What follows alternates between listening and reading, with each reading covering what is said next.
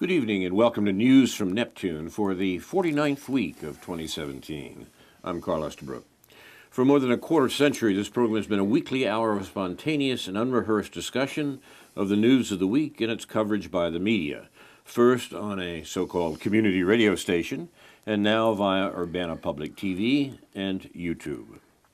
Our program's name, News from Neptune, comes from Noam Chomsky, who turned 89 yesterday. He has been writing sensible things about U.S. politics for half a century. So happy birthday, Noam, and keep up the good work. Chomsky says in the U.S. media, either you repeat the same conventional doctrines everybody is saying, or else you say something true, and it will sound like it's from Neptune. Tonight, David Green and I, at News from Neptune, will try to say some true things. With thanks to Dr. No, J.B. Nicholson for research. No's notes are posted on the blog, newsfromneptune.com. We bear in mind Rosa Luxemburg's remark from a century ago, the most revolutionary thing one can do is always to proclaim loudly what is happening. On a Jerusalem edition of News from Neptune, you want to start, David, with a comment on on Jerusalem? Political kerfuffle this week? I hadn't really planned to speak that extensively about it, but I tend to appreciate the tone that Ali Abu Nima, the proprietor of Electronic Intifada website, did in his interview with Aaron Mate, where he basically said, if nothing else, it dispels the notion that there is a viable peace process. Now, people are upset about this for good reason, and many of the people that write on the Counterpunch website this morning, for example, are critical of it for good reason. But, however, it's still it's worth saying that nothing has really changed, and people who claim to support the peace process leading towards two states, who don't really put any pressure on our own government to actually do that, are upset that their cover has been blown to a certain extent. So that's about the most sort of pithy comment I could make about that.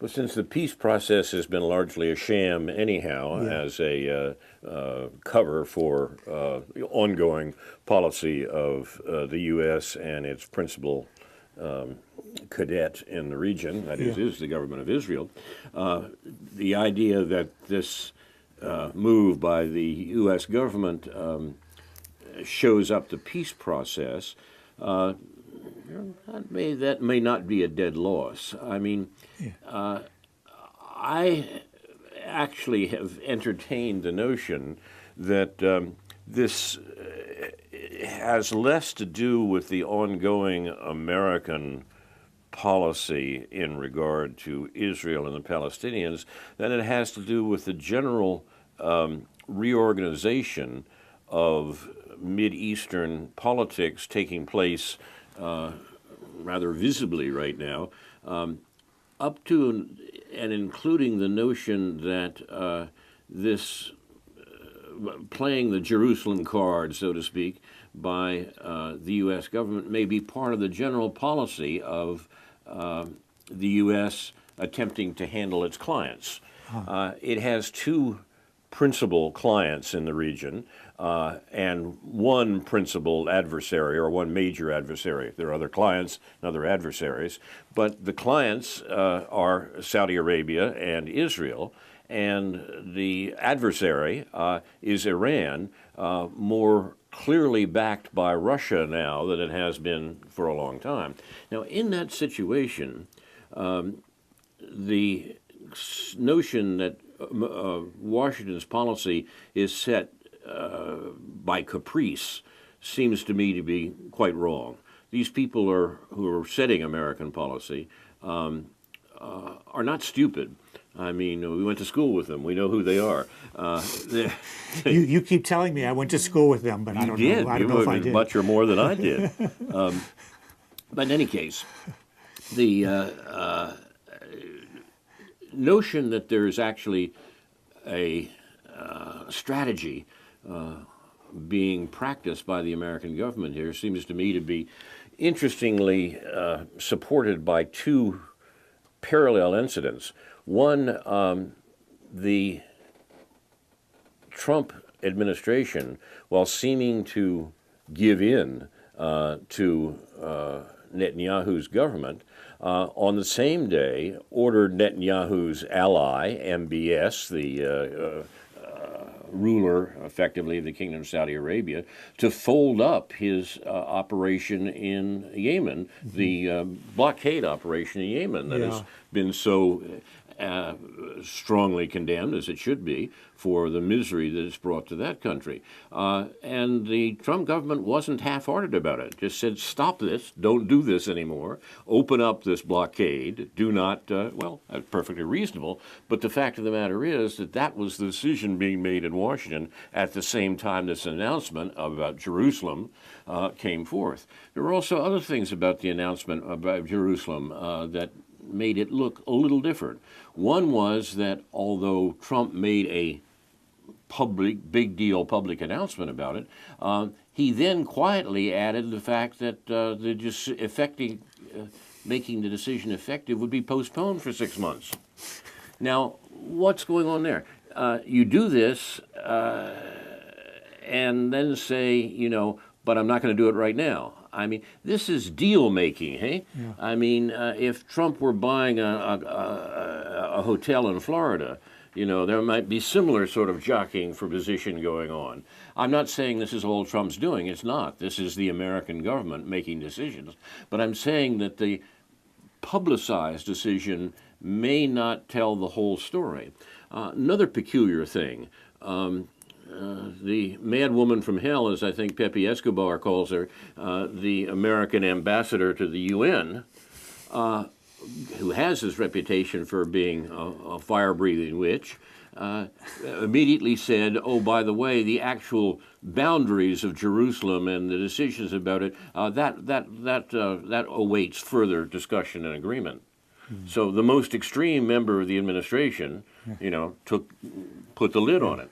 Yeah. Now, with these things going on, it seems to me that what the American government might be doing is saying to Saudi Arabia and Israel, all right, you guys are pushing us into war with Iran, which you think benefit both of you, but it can't be accomplished without our backing, all the more so now because war with Iran will probably bring in Russia on Iran's side. Now, we don't want to say we don't back your assault on Iran. On the other hand, we don't want to fight Russia. Look what just happened in Syria. And so I think the American government is rattling a particularly big saber here and saying, oh, yeah, we're going to do this, just what the Israelis want, so forth. Love us Israel, love us KSA, and by the way, let's try to keep up the real goals of American policy, which is to control oil flows from the Middle East without blowing the whole thing up. Mm-hmm. Now, I don't know. That's No, that's a interesting and provocative understanding, which I know you had a reference in the media that you referred to online, but I haven't really seen that in any of the commentaries, anything like that in any of the commentaries, any of the sort of left commentaries that I've read on the various usual websites, Mondo Weiss or Electronic Intifada or Counterpunch or whatever. But including that, people like Rashid Khalidi, who I admire and trust to a certain extent. Except I hate to bring the news Gazette into this, but I have to mention one thing I think they implied in their editorial this morning, their long form, rather clueless editorial this morning, which really didn't say a whole lot, that it would be a long and sort of arduous process to move the embassy from the American embassy from Tel Aviv to Jerusalem. I don't really quite understand that. It seems like you can do it in 2 weeks. Exactly. Yeah. And so what's this process? That's right. What is it? You you move it. I mean, it's whether it takes a month or 2 weeks, it couldn't take months Right. to move a bunch of people and furniture. Exactly.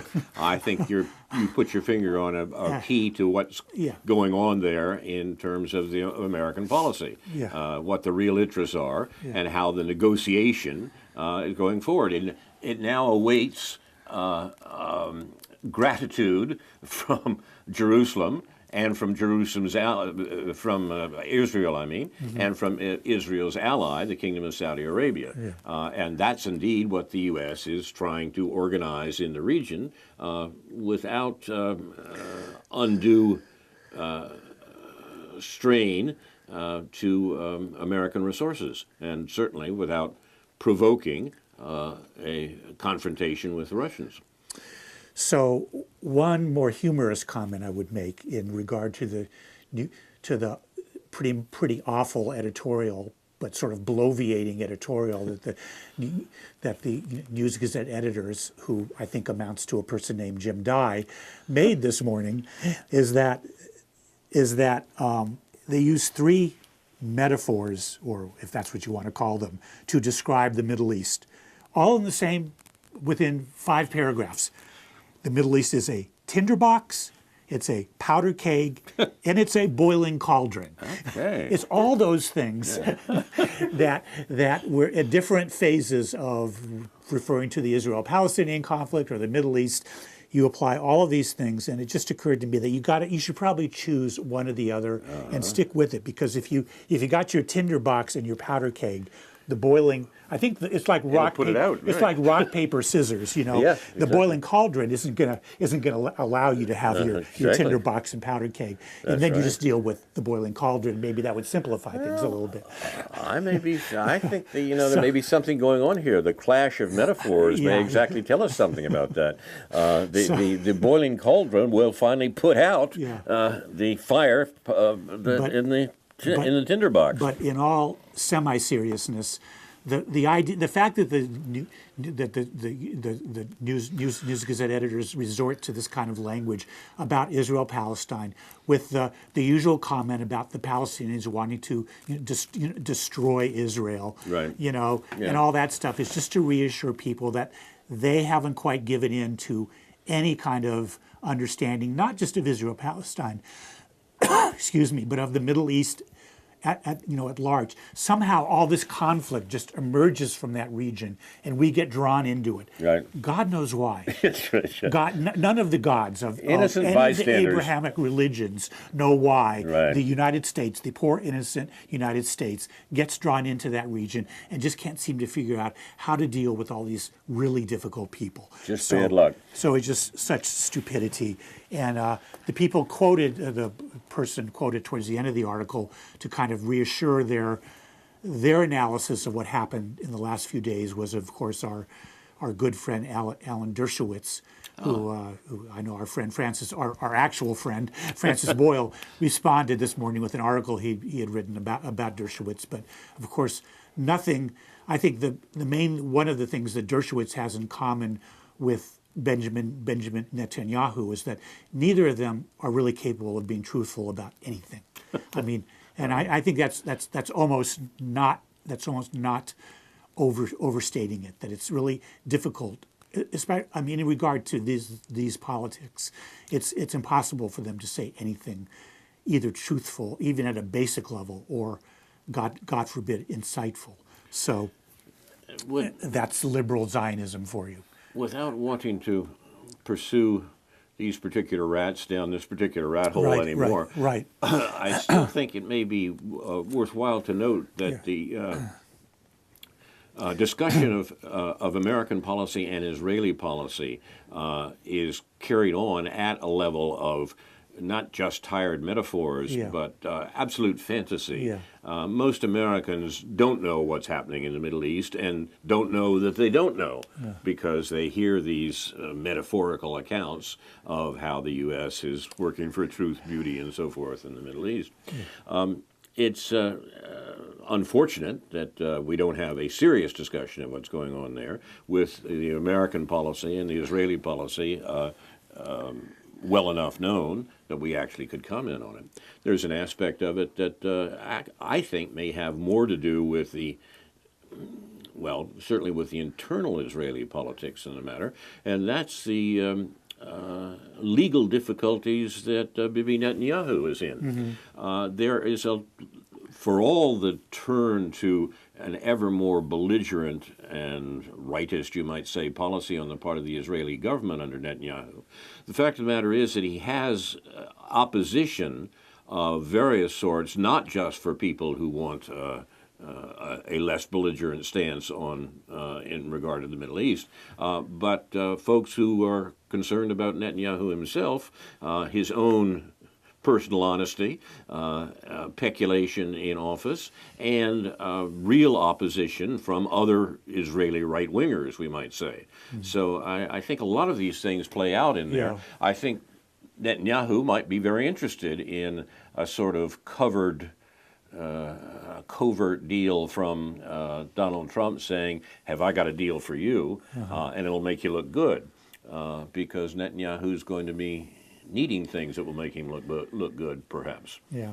Israel is a small country, and its internal politics determine a lot in terms of, not that there's vast differences in the range of politics when it comes to fundamental issues of Zionism and occupation and so forth. There's really no left to speak of in Israel in Israeli politics, but still, as the old saying goes, the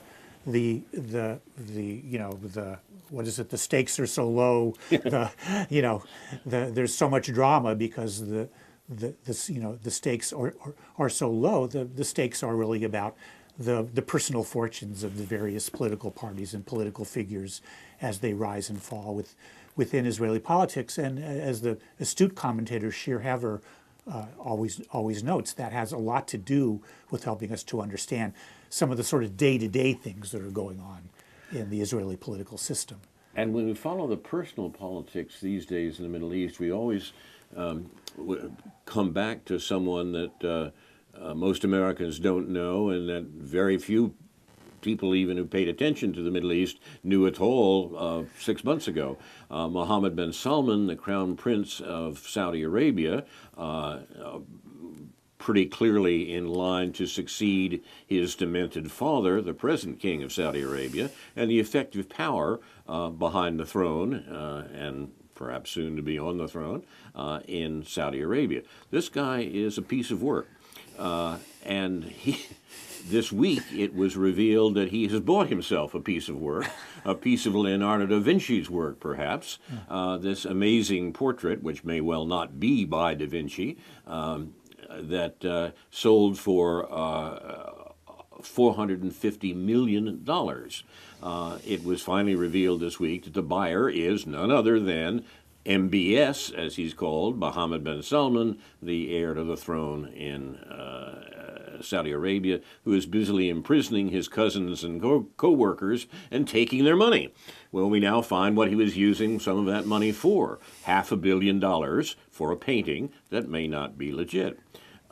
This is curiouser and curiouser, but it is, if we begin to look at the personal, look, ever since the American election, there's been this tremendous concentration on the personal aspect of the American leader, the American president, to the detriment, I think, of any real understanding of how and why he might be changing aspects of American foreign policy, and it really doesn't matter whether it's he or the people around him who are doing it. The fact of the matter is there are some changes going on, and some changes that he promised that are not going on. Now, it may be the case that we also have tangled motives on the part of the other principal players in the Middle East, notably MBS in Saudi Arabia and Bibi Netanyahu in Israel. So I said we were following this down a rat hole. Yeah. Several of the rats are in there, and they have friends. Yeah. And let me just make one more comment on the American Jewish front, because the New York Times had comments from the leader of the Reform movement, the liberal Jewish Jewish sect.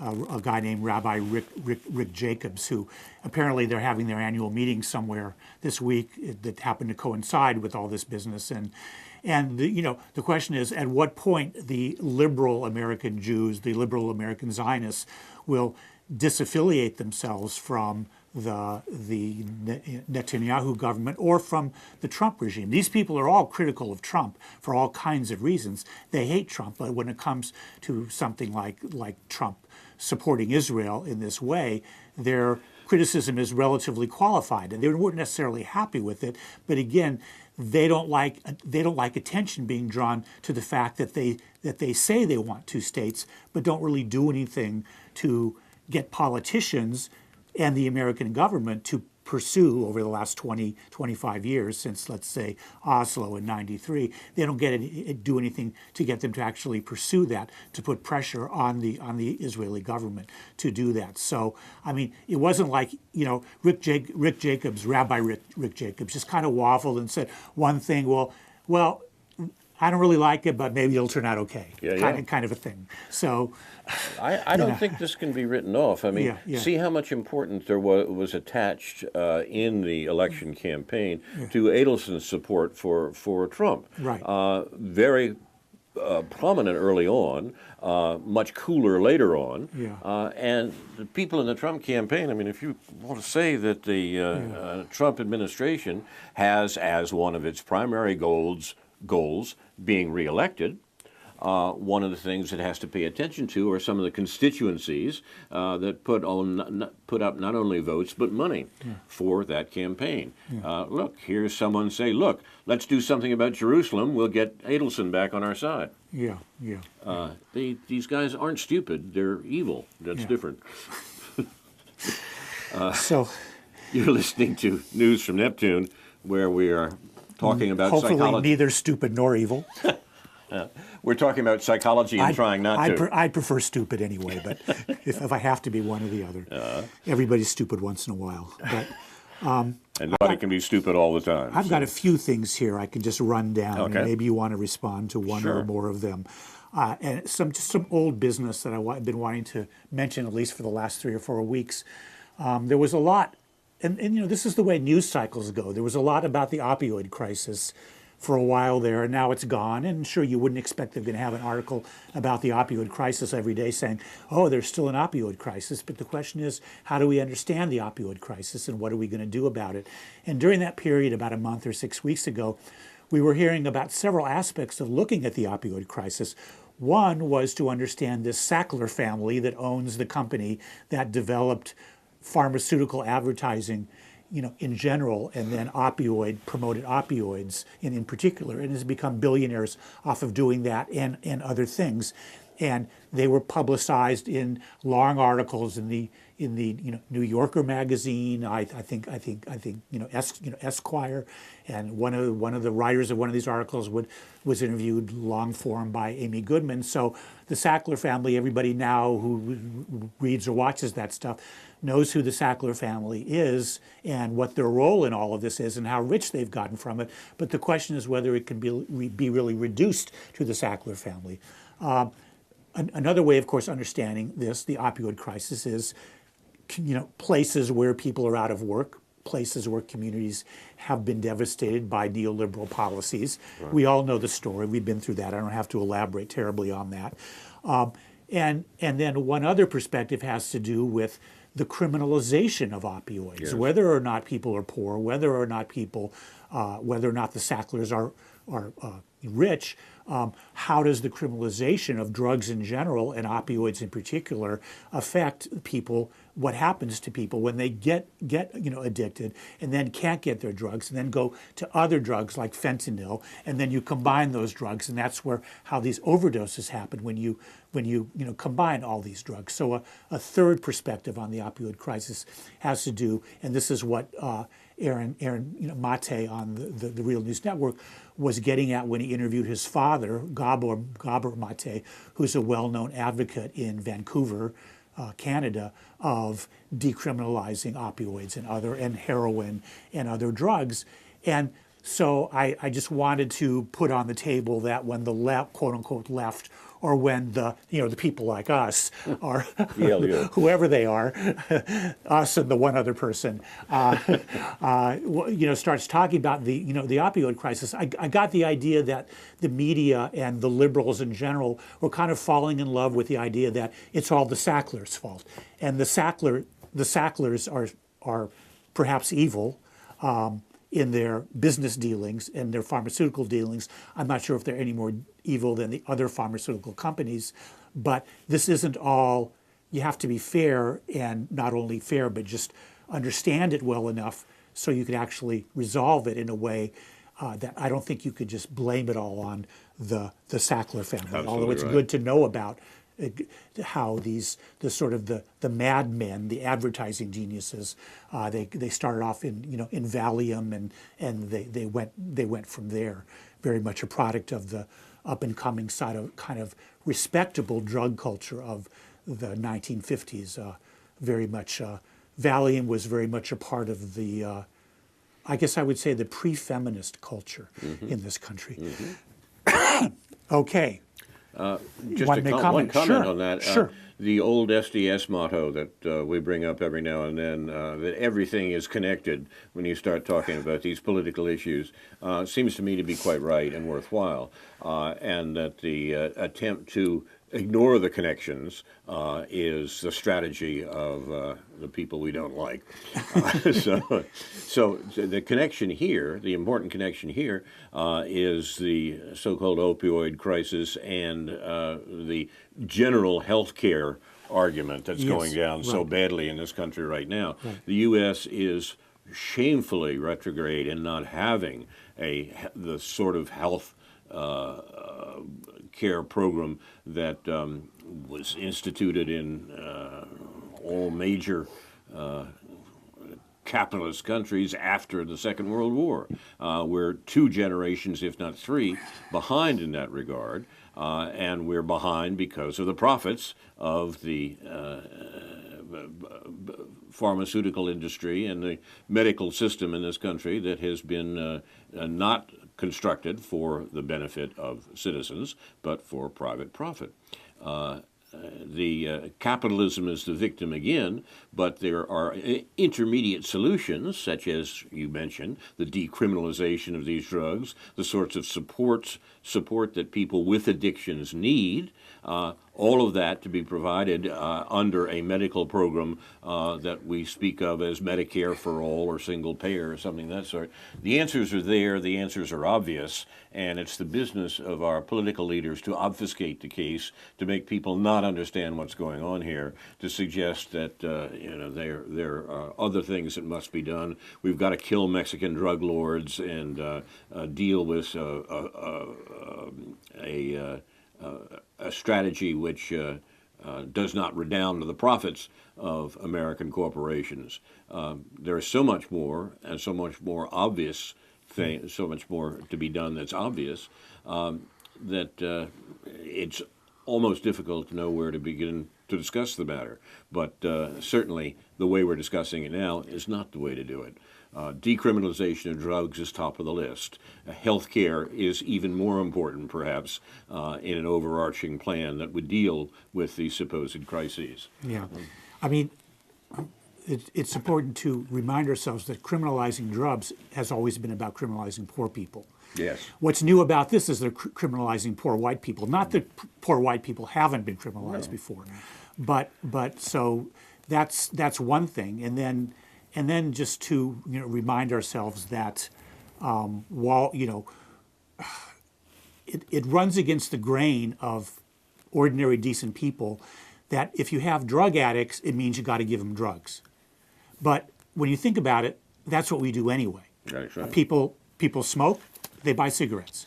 People drink, they drink. So with people, but somehow heroin is like, okay, and I'm not an authority on this. I'm not saying, smoking's bad for your health, heroin's bad for your health, lots of things are bad for your health, but there's a kind of a mental stumbling block there towards understanding that there might not be anything morally wrong with giving addicts drugs, and that's something that we need to be talking about more. The connections continue to ramify.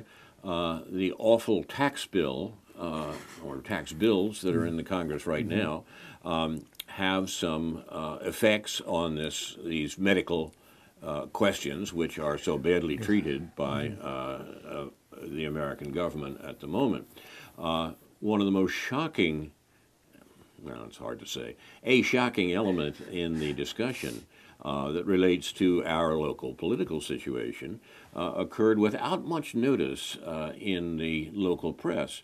That was the fact that Senator Sanders introduced an amendment to this awful tax bill saying whatever the effects of the tax bill are to be, there should be no cuts in Medicare and Medicaid as a result of provisions in this bill. Trying to deal, as it were, with the sorts of things that clearly the Republicans in the House were pressing for. Paul Ryan says that they're going to rethink entitlements. Rethinking entitlements means taking away social supports that are, as we were just suggesting, far too minimal anyhow. Taking away aspects of Medicare and Medicaid that stand in for a rational health care program that the country should have. Sanders' amendment said, okay, this tax bill, bad as it may be, shouldn't have the effect of making things worse for people who rely on Medicare and Medicaid. Sounds like a good idea and a nice move within the midst of the argument about the tax bill. Of the Illinois senators, one voted in favor of Sanders' bill, and one, Senator Dick Durbin, voted against Sanders' amendment. Wow.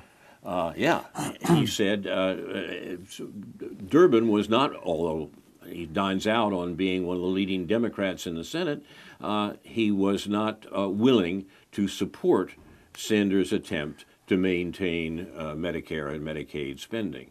That should be talked about. We take it for granted that the Democratic senators, and indeed the Democrats in the House in Illinois, are on the side of truth, beauty, and the American way. They aren't. And here we have a clear example of peculation, not peculation perhaps, although that opens up other questions, I suppose, on who profits, but we have a clear example of nonfeasance by our senior senator, Dick Durbin, and his vote against Medicare and Medicaid. And this story is by no means over. This is the next thing, according to the Speaker of the House, that the Congress is going to attack. Yeah. And of course, the whole debate as it's gone down regarding this tax cut, so-called tax cut bill, well, it is a tax cut bill, mostly for wealthy people. I mean, it doesn't help us to understand exactly what is going on in terms of what the federal budget is. What we should be talking about is what the federal budget is, what the federal budget does. It's the most important single thing in this country, really, at a political level. It's the most important political statement of what it is our country's about. And of course, it doesn't reflect very well on us, although there is a good part of that is directed towards so-called entitlement programs, Social Security, Medicare, Medicaid, and so forth. And this is a backdoor way, if given that the tax cuts will increase the federal deficit, although no one knows exactly by how much, then that will give them an excuse to sort of kick in cuts to these entitlement programs. So this is something that people should understand, but people should also understand that a lot of the debate around whether the deficit's going to go up and by how much isn't really getting to the point of what the deficit is and how it's being spent. The point isn't that there's federal deficits. We need a federal deficit. The point is how it's spent. And in this case, it's going to be spent into the bank accounts and the asset accounts of wealthy people, not into doing the things that this country needs to be done. And it seems to me, just to throw in an relatively extraneous comment, as a country, we need it is clear that we are going to be in crisis in lots of ways for quite some time. One, due to climate change. We've seen that in the hurricane season, and now we've seen this in the fire season out in California. What does that mean? It doesn't mean just fighting fires and rescuing people out of floods. It means preparing for those things, having many more people in a better organized system for responding to these things, and then rebuilding from these things and transforming the infrastructure into something that people can deal with. And that's going to take a lot of money in the concrete forms of labor and resources to actually do those things. And this is going to be a pretty big shift. This is going to be something that we need to do. I mean, the only historical comparison, which isn't really a good one necessarily, but it's good enough, the Civilian Conservation Corps in the 1930s, which built the national parks and did a lot else. We're going to need to enlist a lot of healthy, strong, young people. We're going to have to get them healthy, young, and strong. If they're not, well, we can't get them young, but we can get them healthy and strong. Whether they're young, that's a different issue. We're going to have to get people, and a decent segment of our labor force is going to have to be prepared to deal with these catastrophic events. And I don't see anybody really talking about that. Our federal budget is going to have to reflect this urgency. And of course, the convenient thing to do would be to transfer all of the labor and resources that goes into militarism into these sorts of programs. That at the bottom, obviously we need policies to limit climate change, but climate change is going to be going on, and people are going to be suffering from it, and people are just going to be sitting around saying, "I hope I'm not next." Well, the people that happen to be next, I mean, obviously we're not close to it. If I was still where I grew up, I would be close to it, but it doesn't matter. We need to be talking about the federal about money and about the federal budget and about what needs to be done in radical ways. And all of this programmatic plan to devote our labor and resources to things, to basically people being ready to respond and responding, is going to perhaps take away from some of our everyday consumption. There probably will be sacrifices that need to be made, and that's fine, but people need to understand that. A lot of the political problems that we face today in this country come from obfuscation and conscious misrepresentation of what the source is.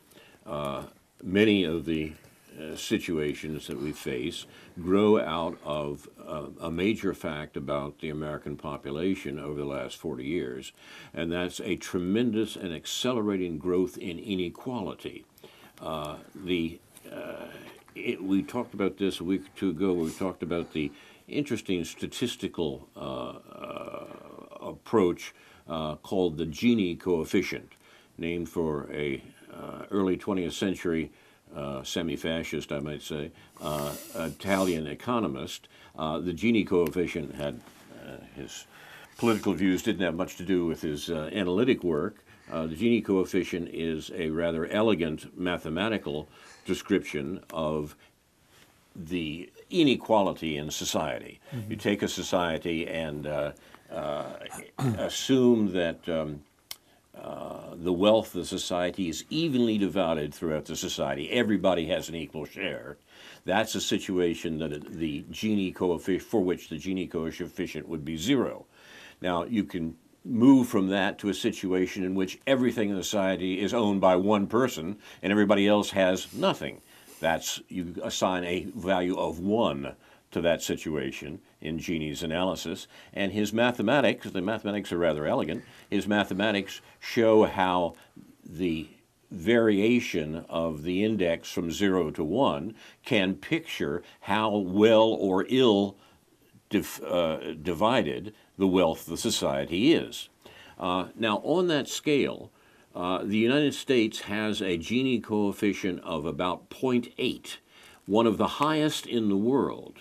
That is to say, wealth in the United States is more ill divided than any other major country. That's true. It's also as ill divided as it has been since the beginning of the Great Depression. The only time in which the Gini index had got so high was the late 1920s, right before the stock market crash and the subsequent Great Depression. There are many people who suggest that the economic conditions in America today remarkably resemble the late 1920s, and in this area they're right, that the division of wealth is as bad, is as one-sided, is as unequal now as it was in 1929. The Gini index between 1929 and today for the U.S. is a great U-shaped curve.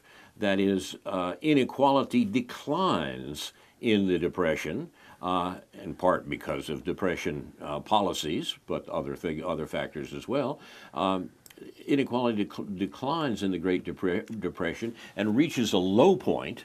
That is the least inequality in living American history, reaches a low point in the late 1960s. But then it turns around. It starts up again. Inequality expands from the early 1970s to today. Now, that's the situation, the fundamental situation that produced, by the way, the Trump presidency. The people who voted for Trump, the people who switched their votes from Obama to Trump, or from Obama to staying away from the polls and not voting for Clinton, were people who had seen their life chances be confiscated. Any attempt to see the 2016 election as anything other than a social protest mistakes the causes of the election of Donald Trump. These circumstances, this amazing growth of inequality in the last 40 years, gives us an explosive situation in some ways in the United States today. There's a study publicized this week. A team of scientists from Washington State University and 13 other institutions examined the factors leading to economic inequality throughout all of human history, they said. But what they were trying to do was try to consider inequality and its social effects. They showed that the growth of inequality leads, hardly surprisingly, to social unrest, to revolution, to the objection by those left behind by the growth of inequality that finally takes political form. You don't have to be a professor at Washington State University or 13 other institutions to see that's obvious. What they did is provide some empirical data for this argument with the clear attempt to try to say what the effects of inequality in American society today are. It's been ignored as a reason for the election of Donald Trump, but it's surely there. And it's bound up with other political movements that we tend to use the rather unhappy description populism for. Everything from Brexit in Britain, Britain leaving the European Union, to the Sanders campaign, to even the campaigns of Le Pen and Mélenchon in France, and the expansion of the objections to the political consensus that's been taken for granted in Western Europe and in America. The sleep of reason produces monsters, and there are monsters certainly stalking the landscape in populism. But underneath it is this social change that can be summarized as the growth in inequality. And it's something we should spend a good deal more attention to, and we should indeed do something about. from the Second World War to the 1970s, productivity of American labor and American wages rose more or less simultaneously. In the 1970s, under the conscious program of neoliberalism, the business community's attempt to regain what it had lost in the 60s, under that program, the productivity of American labor continued to rise, but wages turned flat. American wages are essentially what they were in 1973, and that's what elected Donald Trump. And there may be other surprises in store from this fundamental characteristic. Yeah, I think one thing that people perhaps don't think through enough is to understand if someone might respond and say, well, we're a rich country and even poor people have a lot of stuff. And that's true. Some poor people have more stuff than might have in a generally poor country. But it matters the relative wealth and the social relationships that emerge from that unequal situation are important. Emotionally, psychologically, socially, in all health-wise, in all kinds of ways that makes life much more difficult. That inequality in and of itself is important, even in a rich country, and expanding that or increasing that Gini coefficient is bad for people, bad for the quality of their lives. And this is a debate, and in fact, it refers to somewhat to the letter I wrote in the paper this morning. This fellow that I was responding to, with the generalization that, well, in communist countries they killed a lot of people, and capitalism democracy is just so much better.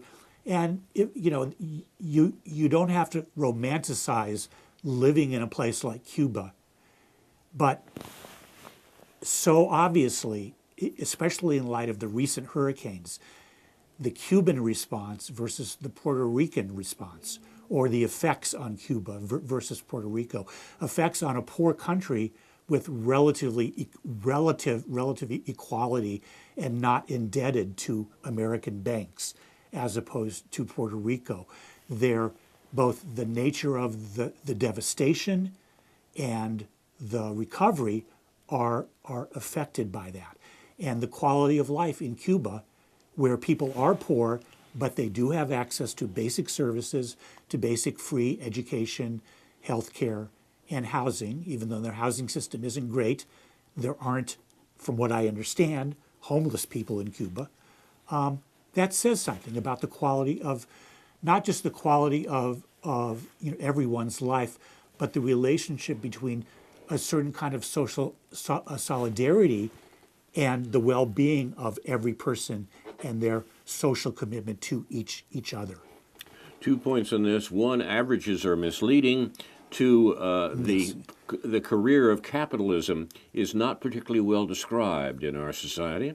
The first one, by averages misleading, I mean, we talk about Americans on average are doing all right as far as food and housing, and so that ignores the fact there's a tremendous population in America of homeless people, of people who don't have enough to eat, of people who are not just poor relatively, in the sense we're talking about here, but desperately lack the necessities of life. And that's true not just in American inner cities, where real estate prices are going up, but in rural areas, parts of America, and places that are not reached by our normal political arguments. The attempt to describe the real state of poverty in America doesn't really attract the attention of the American media. It's quite bad.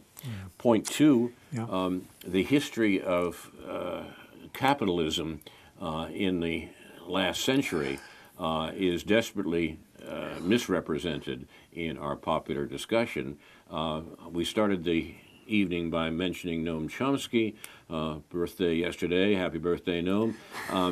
he wrote an important article that I will put on the Facebook page for News from Neptune about the contrast between China and India as a contrast between capitalism and communism. It was a response to a work a number of years ago called The Black Book of Communism that tried to talk about how much death and destruction resulted from the construction of society in communist China and also in the early Soviet Union, and said in response, Chomsky said in response, the only way to make comparisons like that to make any sense at all is to look at what happened in a country where capitalism triumphed. He was talking about the contrast between India and China, and the comparison does not redound to India's favor.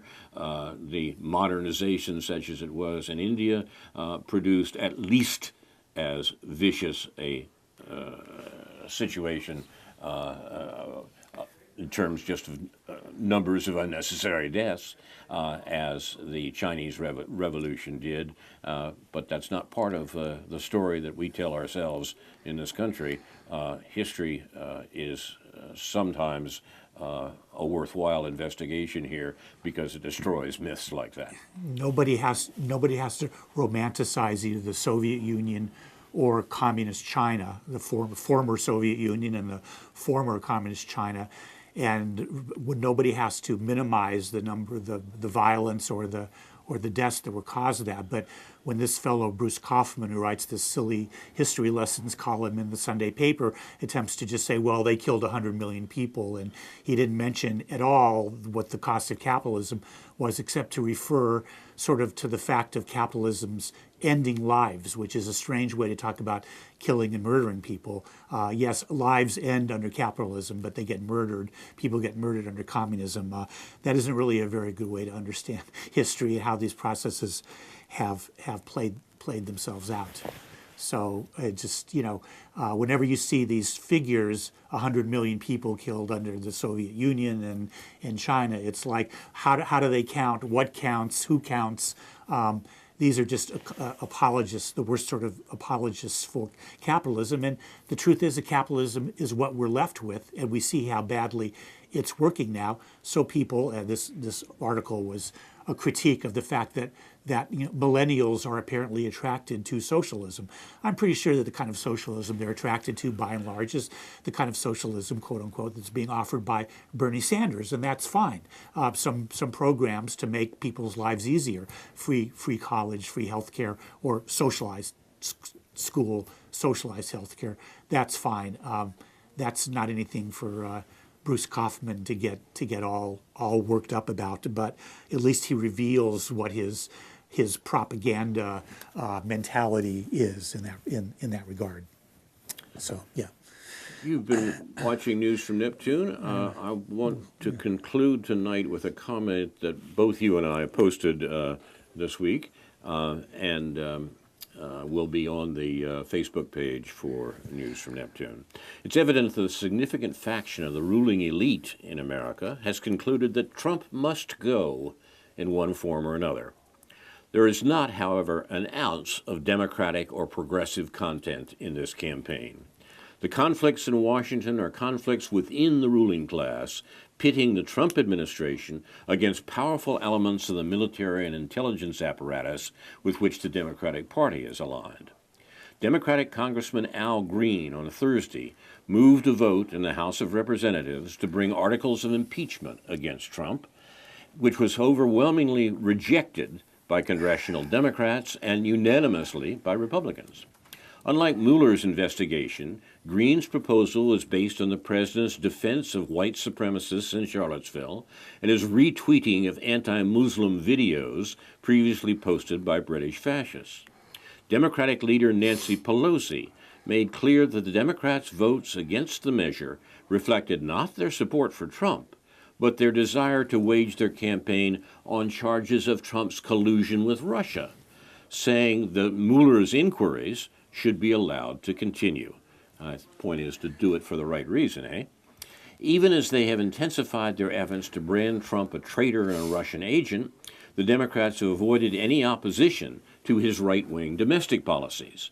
As Congress moves to pass the tax bill, a handout to the financial elite that will set the stage for major cuts to Social Security, Medicare, and Medicaid, the Democrats have done nothing to oppose its passage. And as we've seen in the case of Senator Durbin, have even been willing to see those cuts be allowed. They've held no hearings on its contents and called no demonstrations. Rather, the Democrats' dispute with Trump is centered on their concern that his administration has undermined the fundamental foreign policy interests of U.S. imperialism. The reality of the United States' geopolitical decline under Trump was made apparent by two recent events: the agreement between Russia and Egypt that allows Russia to station aircraft on Egyptian air bases, and the proclamation by German Foreign Minister Sigmar Gabriel that the protective rule played by the United States over Europe is beginning to crumble. Now, this is exactly the decline of the American empire that has been underway as a relative matter of control, has been underway for some time. But it is now being laid at the door of Donald Trump. If Trump's ruling class critics were to succeed in removing him, it would not resolve the crisis of class rule that is engulfing the United States, domestically or in regard to foreign policy. It would place in power a government even more firmly, you can argue about that, under the control of the military intelligence apparatus. That is, if the vice president becomes president or some other arrangement is made for the national executive, the government would be even more in the hands of those committed to continuing the offensive against the working class, that is, the growth of inequality that we were talking about, and escalating the military confrontation with Russia and China. This seems to me to be exactly right. This led to my asseveration last week that Trump is not the problem. U.S. war making is. Let me just footnote this episode with a couple of reading suggestions from this morning's Counterpunch website that I think express appropriately contrary views but insightful views. One is by a woman, a playwright named C.J. Hopkins, who writes very well and very, very cleverly, and I think agrees with some of what you have to say, and a fellow named Ismail Reed, who writes from a perspective of a radical black man, his perspectives on the current sex scandals and the current sex predator scandals. And also, let me just give a shout out to some of Doug Henwood's recent shows. He's done a couple of hour-long shows, one-interview hour-long shows, one with a woman named Kristen Godsey about life in Eastern Europe being quote-unquote better under communism. I mean, talking about what happened to Eastern Europe after communism, which I found really excellent. Also, his hour-long interview with Corey Robin on the occasion of the republication of his book about the conservative mind or the reactionary mind. More problematic in some ways, but still worth listening to. And especially the most recent show yesterday, Doug Henwood gave half the show over to his wife, Liza Featherstone, to do an interview with a labor writer, Jane McAlevey, regarding the same sex scandals and an appropriately feminist labor response to these sex scandals. So all those, Doug Henwood has been doing his usual very good work, and I would encourage people to check that out on his Left Business Observer website.